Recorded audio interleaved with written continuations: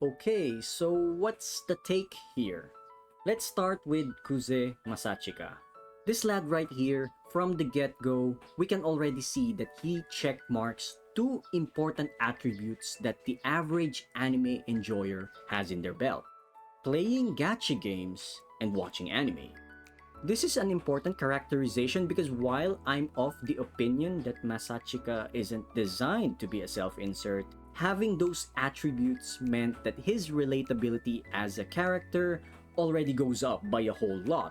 Because whether you want to accept it or not, the fact of the matter is, the average anime enjoyer plays gacha games and, of course, watches anime.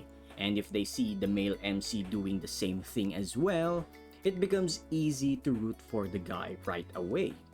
Another character that started off like Masachika was Katsuragi Keima from The World God Only Knows back in the early 2010s, and I kid you not, back when I first saw this anime, a lot of guys my age saw Keima the same way young male teenagers today see Masachika.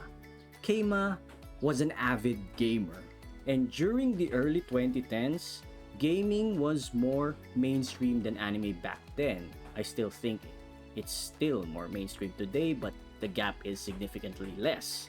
Anyways, for us lads back then, seeing a male MC who is a gamer was a quickfire way to like the guy. And I think Masachika's early characterization of being both a gacha and anime enjoyer definitely follows this technique as well.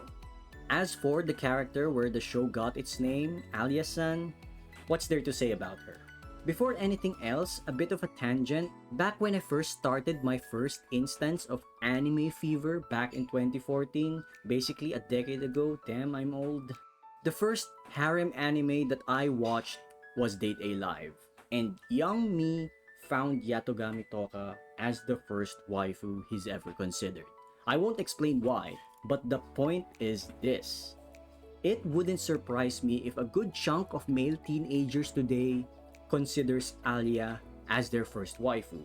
She definitely checks a lot of boxes that would make her waifu material, and I'm quite sure the longer this series goes on, the more Alya will be able to showcase why that is so. I don't need to explain why, you can see it for yourself. As for the show itself, there are two things that I would like to highlight here. First is, as everyone expected, this show is unapologetically degenerate. Like, don't try to deny it. See this particular screenshot?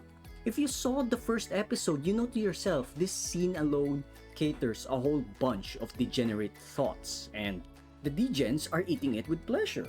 And this other scene, lads, I'm not going to explain it. If you have any self-respect, you know this one is also catering a boatload of degenerate ideas. My point is, it's alright to enjoy this show.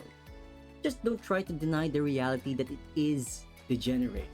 It's not rocket science, okay? You can enjoy degenerate shows. Don't feel bad about it.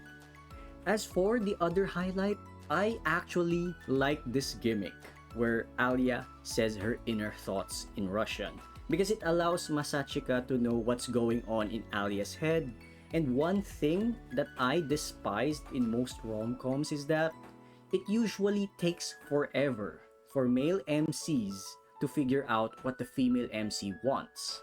But in this show, that problem doesn't exist. And the only long-term question we have as an audience is, when will Masachika confess to Alya that he knows Russian? There's also that side plot about Masachika's first crush as seen here. She might be either Alya or Masha, but I'm leaning towards Alya because of the blue eyes. But if Masha today turned out to be wearing contacts and actually has blue eyes, then we have drama for the future, that's for sure.